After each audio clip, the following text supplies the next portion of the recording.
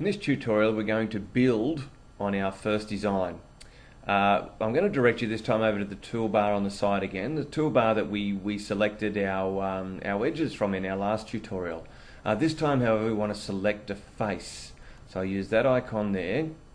So select faces icon, and I want to illuminate the frame on the top face, like so. Remember in the very beginning I spoke about work planes, and work planes are like a piece of paper that we can draw our 2D form on. In this case I want to draw onto that surface, so the first thing I need to do is to create a new sketch and a new work plane.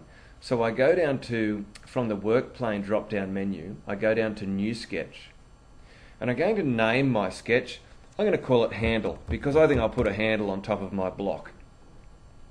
So I call it handle. I click OK, and you'll see out here we've actually created a new work plane, and within that is our handle sketch. Now that's active, so I'm ready to go. I'm good to start drawing. A good little tip here is I can view directly onto that work plane, and the little view work plane icon is this one down here. So I can simply click on that and view directly onto my work plane. So we'll make a nice round handle. So I'll select from my drawing tools the circle tool. I'll draw a circle in the middle. I'm not too concerned about size at this point in time. So there's my circle. I'm going to rotate my drawing. I'm going to use that center wheel as a clicker this time. So clicking on the center wheel, I rotate slightly. I might even move it down a little bit. So I'm going to hold my shift key down, click on the center wheel, drag the design down a little bit. And now I'm going to extrude myself a handle. So feature, extrude profile.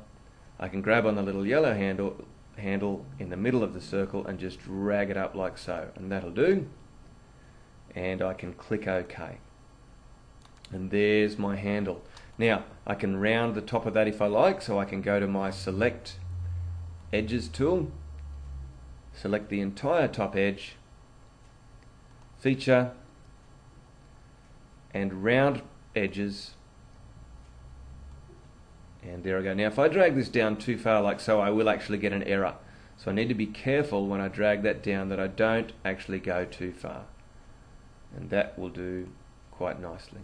Okay. And so there we have a little handle for our block.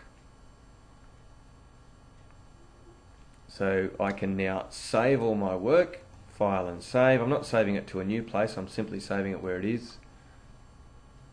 And I'm ready to start the next part of the drawing.